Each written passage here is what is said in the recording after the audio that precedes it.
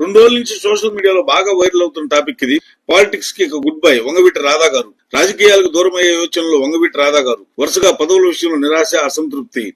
వేచి చూడాలని రాధా గారికి సూచిస్తున్న స్నేహితులు నెక్స్ట్ స్టెప్ ఏంటి? దూరమా, కొనసాగుతారా? వంగవీటి ఈ పేరు తెలియని వారు తెలుగు రాష్ట్రాల్లో ఉండరు. వంగవీటి మోహన్ రంగా ఆంధ్రప్రదేశ్ రాజకీయాల్లో ఒక వెలిగిన వ్యక్తి.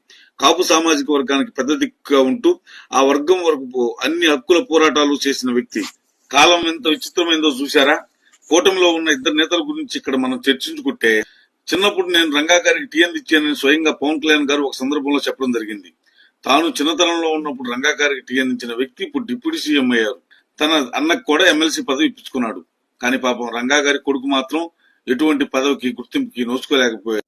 నా ఒపీనియన్ ప్రకారం అయితే వంగవీటి రాధా గారు ఒక పార్టీ మీద స్టాండర్డ్ గా ఉండకుండా పార్టీలు మారుతూ ఉండటం, నిలకడైన రాజకీయాలు చేయలేకపోవడం, మరీ ముఖ్యంగా బలమైన తన కుల వర్గానికి కూడా పూర్తిగా అండగా ఉండలేకపోవడం, బలంగా తన వాయిస్ ని వినిపించలేకపోవడం రాధా గారికి మైనస్ అనే చెప్పాలి. వంగవీటి రాధా గారు కాపులకు కేర్ ఆఫ్ అడ్రస్ గా నిలబడి వాళ్ళ సమస్యల మీద పోరాడి ఉంటే ఈ రోజు పవన్ కళ్యాణ్ గారు ఉన్న స్థాయిలో వంగవీటి రాధా గారు ఉండేవారు అని అనడం ఎటువంటి సందేహం లేదు.